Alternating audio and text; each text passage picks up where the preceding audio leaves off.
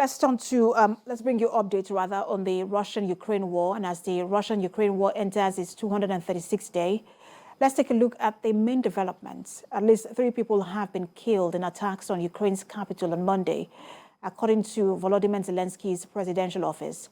The blast, allegedly involving Kamikaze drones, rocked Shevchenkivsky, the same area targeted by Russia exactly a week ago, and damaging residential buildings. We have more in the following reports.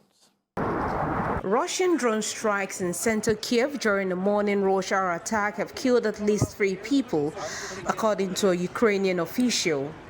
Explosions were first reported at the Shevchenkivsky district early on Monday in a telegram post by Kyiv Mayor Vitaly Klitschko, who said a number of residential buildings had been damaged. And in the port city of Mykolaiv, sunflower oil tanks were set on fire by similar drones, said the city's mayor. A week ago, the capital was hit by Russian missiles at rush hour, part of nationwide attacks which left 19 persons dead. A Ukrainian Air Force official said all the drones had flown into the country from the south. Alexander Shemchik said 3 drones ignited the tanks at Mykolaiv late on Sunday evening, hours before the attack on Kyiv. Tanks at the port city of Mykolaiv were set on fire by Russian drone attacks, according to the city's mayor. The city reverberated to the rattle of gunfire as anti-aircraft batteries frantically tried to shoot them down. Video on social media appeared to show one interception. The explosions on Monday began at about 6:30 local time. 2 were close to the city center with sirens and car alarms heard across the area. President Zelensky described the attacks as terrorizing the civilian population. What has been targeted is hard to determine. The mayor's office said residential and non-residential buildings have been hit. Railway officials say explosions were seen close to Kyiv's main station. The Kremlin has accused Ukraine of launching missile attacks on the Russian border city of Belgorod, but Ukraine has denied this. Recent attacks in Ukraine have targeted the country's energy infrastructure. It will be surprising if that is not the case again. And to help us have this conversation on the wave of attacks in Ukraine, we're joined by global affairs analyst Amuda Mosigbodi. He joins us via Zoom from Ibadan. Good to have you join us. Thank you so much for having me. So earlier on in this war, we saw several attacks on Kyiv by Russia, but there was also a retreat, and then Russia moved to the eastern region of Ukraine. But it looks like Russia is now back to Kyiv, and we've seen several reports of attacks on Kyiv. How do you interpret this? Without doubt, I think for the fact that this war has dragged on, I doubt if there's anyone who would have thought that this would have dragged this long. And I'm sure, too, that Putin is seeking re-election, and because of that, there's a need to wrap this up, or else this will redound on the elections without doubt. Don't forget that within Russia is also the opposition to him is building up gradually, basically because of the war. And so he wants to, wrap up the whole war before elections come to the door. And that, I feel, is the reason why Putin is putting in his force into this to ensure that this war is wrapped up. And again, given also the renewed support that the EU is given to Ukraine at the moment, I guess Putin is sending a strong statement that, well, he's ready to wrap this war up once and for all. And that strong statement is being sent with the use, we understand, of Iranian drones.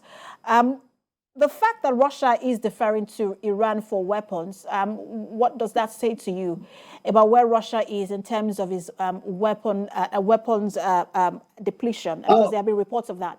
Well, I think majorly it tells you that Russia is ready to explore enemies. Now, don't forget also that Russia has been a major support for Iran too in the whole period, the stretch period of the U.S. sanctions on Iran. And although Russia has also denied some, made some denials as regards its relations with Iran in terms of supply of weapons. And for the fact that Iran is also coming handy now for Russia at this moment, it tells you two things. One, the whole armament race is not something that is something that maybe we're overlooking, but it is something that a lot of countries are garnering India in secret, and we may not be knowing. And I think that's where the UN needs to begin to understand that the whole armistice struggle is something beyond what it is looking at the moment.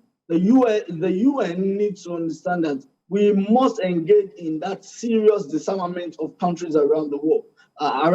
Now, imagine an Iran supplying those drones. Now, it can tell you of what other countries, that you may not be looking at, Cuba, Venezuela, and Argentina, even an Iraq, and Kuwait, and some other countries. You can imagine what these countries also have in store. So, God forbid that we have, just contention between these countries and their neighbors. I can be sure that they would unleash these weapons on them. Mm. And we've also heard unconfirmed reports about Iranian soldiers training Russian soldiers on how to use these drones and just general supply that has, and beyond these drones, that there have been other supply of weapons by Iran to Russia. What would an Iranian involvement in this war mean, and what sort of reactions do you think we're going to get, especially from the West? For the West, don't forget that Iran has always been, in the black book of the West. Remember the Ayatollah, crisis in the 80s, I beg your pardon, which brought the Ayatollah to government, and how Iran was, at the receiving end of sanctions from different Western countries, up to, the Trump administration. So that explains the animosity between Iran and Western countries. And of course, currently what is going on in Iran to the series of protests, the way the West has also gone about it, making the Iranian government look like the bad one, the bad guy in the whole thing, may also be a payback thing. We also recall the interview that did not hold, and how that interview, that narrative was pinned against the Iranian government as a way of showing the Iranian government as being draconian and tyrannical. And I feel that the Iranian government is also trying to say, hey, the quest for a unipolar world may not be one that will favor us.